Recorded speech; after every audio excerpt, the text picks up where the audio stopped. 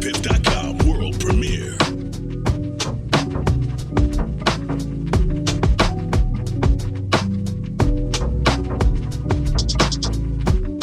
I can feel a vibe, hustle on the ride. Slow light of mine, I'm gonna let it shine. All she want is time, all she want is time. Look me in my eyes, call me on my lies. Lock the city down till the summertime. Time to slice these niggas up some humble pie. Caravan of foreigns, let my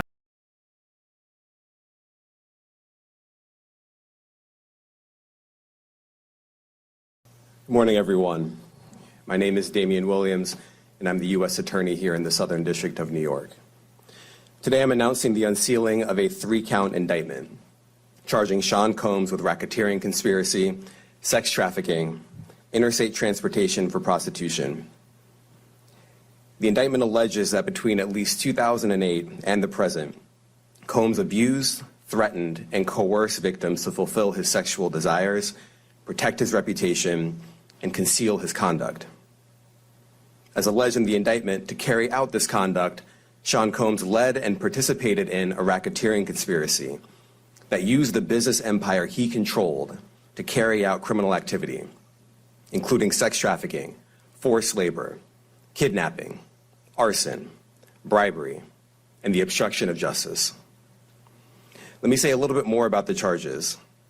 The indictment alleges that Combs abused and exploited women and other people for years, and in a variety of ways. As alleged, Combs used force, threats of force, and coercion to cause victims to engage in extended sexual performances with male commercial sex workers, some of whom he transported or caused to be transported over state lines. Combs allegedly planned and controlled the sex performances, which he called freak-offs, and he often electronically recorded them. The freak-offs sometimes lasted days at a time, involved multiple commercial sex workers, and often involved a variety of narcotics, such as ketamine, ecstasy, and GHB, which Combs distributed to the victims to keep them obedient and compliant. As alleged, when Combs didn't get his way, he was violent, and he subjected victims to physical, emotional, and verbal abuse so that they would participate in the freak-offs, and that Combs hit, kicked, threw objects at, and dragged victims, at times by their hair. On one occasion in March of 2016, that conduct was captured on video and later reported in the media. Specifically, Combs kicked, dragged, and threw a vase at a victim in a Los Angeles hotel when the victim was attempting to flee. As alleged, these assaults often resulted in injuries to the victims, which took days or weeks to heal.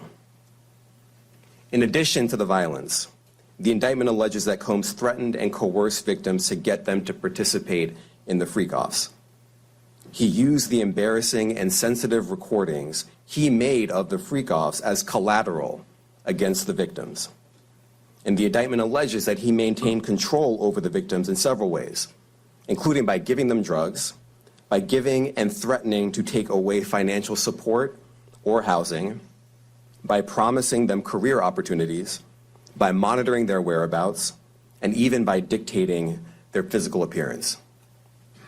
Because of all of this, the indictment alleges that the victims did not believe they could refuse Combs without risking their security or facing more abuse.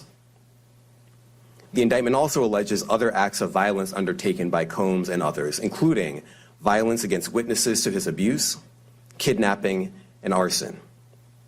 The indictment alleges that on more than one occasion, Combs carried or brandished firearms to intimidate and threaten victims and witnesses.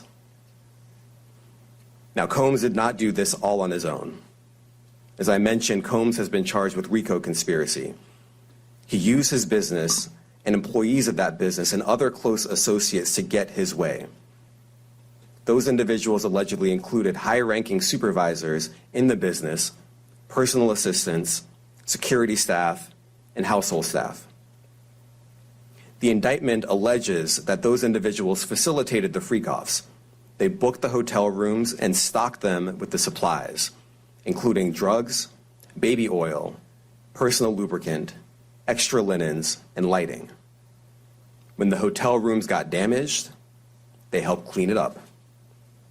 They arranged for victims and commercial sex workers to travel for the freak-offs, and they delivered large quantities of cash to Combs to pay for the commercial sex workers. Alleges that they helped the March 2016 incident at the LA hotel that I mentioned earlier. A member of the hotel security staff intervened, and Combs attempted to bribe the staff member with a stack of cash to make sure that what happened was kept quiet. And as the indictment alleges, in late 2023, after public allegations were made about Combs's crimes, he and others pressured witnesses and victims to stay silent, including by making phone calls to witnesses and victims and giving them a false narrative of what they had experienced. And as alleged, Combs used others to help conceal his abuse by monitoring and preventing victims from leaving a location in order to hide their injuries, or by locating and contacting a victim who had attempted to flee. As part of this investigation, in March of this year, special agents from HSI executed search warrants at Combs's residences in Miami and Los Angeles. They also executed a warrant for Combs's electronic devices. During those searches, agents seized evidence of the crimes charged in this indictment. They seized firearms and ammunition, including 3 defaced AR-15s and a large capacity drum magazine. They also seized evidence of the freak-offs, electronic devices that contain images and videos of the freak-offs with multiple victims.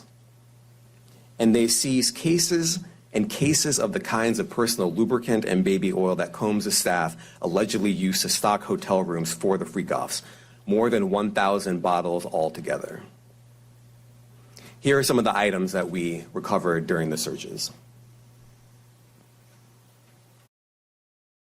No offense, but if you still think stocks, real estate, or crypto are the best passive income,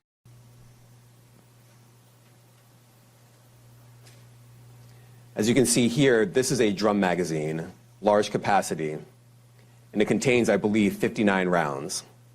I mentioned as well we recovered 3 AR-15s.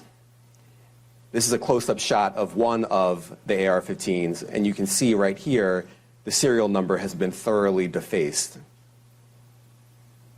Another picture of more ammunition and parts of 2 AR-15s right there. Now, I want to be clear about 2 things. First, this office is determined to investigate and prosecute anyone who engages in sex trafficking, no matter how powerful or wealthy or famous you may be. No one should doubt our commitment on that. A year ago, Sean Combs stood in Times Square and was handed a key to New York City. Today, he's been indicted and will face justice in the Southern District of New York.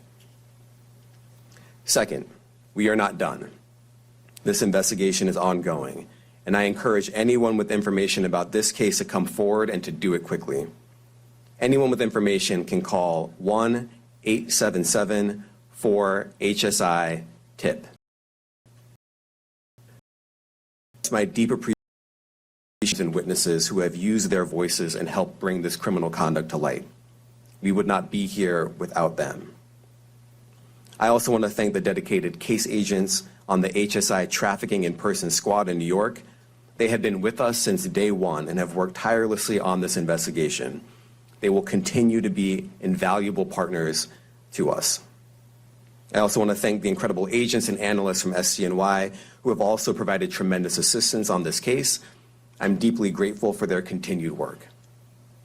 And finally, I want to thank the outstanding career prosecutors from SCNY who are handling this case.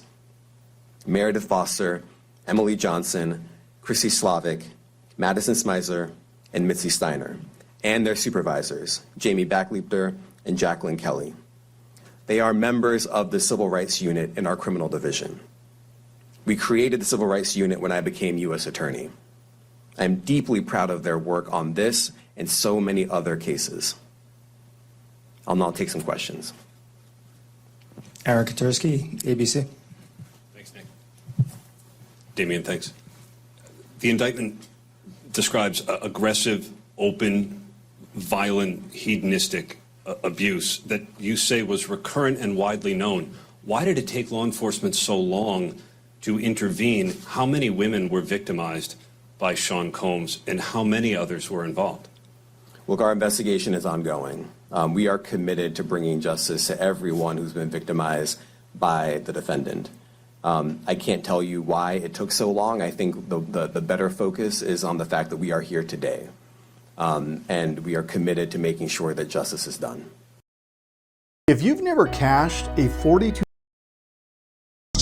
Stuck in the ground, stuck in the ground, I'm stuck in the ground. Look me in my eyes, call me on my lies. I'm stuck in this ground, I'm stuck in this ground.